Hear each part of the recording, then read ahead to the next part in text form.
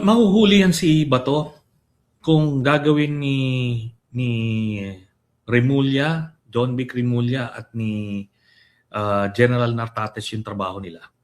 Hindi sila nag-form ng tracking teams Bakit sa tingin nyo hindi ginawa?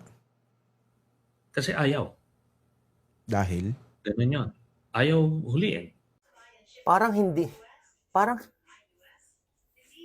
parang hindi ako makontento sa sagot ni Senator, ni former Senator.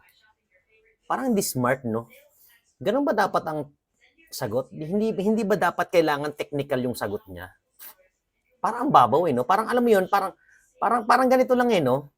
Parang alam mo yun, parang alam mo yun, parang naglalaro kayo sa ano, alam mo yun, parang mga bata naglalaro sa isang palaruan, tapos ba't hindi mo sinali? Ayoko eh.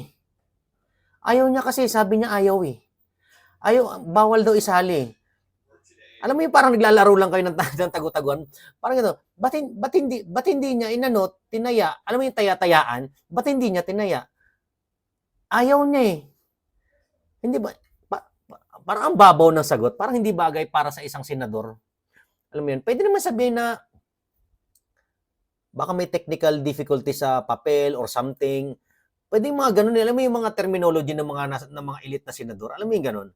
Hindi yung parang grade 1 no? Alam mo yung, ba't hindi mo siya tinaya? Ay, sabi kasi niya, ayaw tayain eh. Alam mo yung ganun? O bakit siya hindi hinuli ni ano?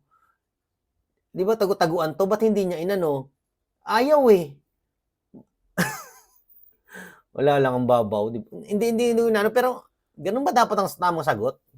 Sa mga gusto pala magkaroon ng Union Bank credit card, itong referral code nasa comment below or dito ano ko referral code o kaya nasa comment below referral code ko. Sampulan ko na lang kayo Pag umutang ka ng 15,000, for example, 850 lang per month ang babayaran mo. Alam mo yung parang pwede mo siyang diskartehan kung paano mo dahan-dahaning bayaran yung total balance mo. Alam mo yung ganun. Kaya kung ikaw ay medyo financially literate ka, at madiskarte ka sa pera, kumuha ka na ng Union Bank credit card. Itong referral code nasa comment down below, yun lang. Maraming salamat po.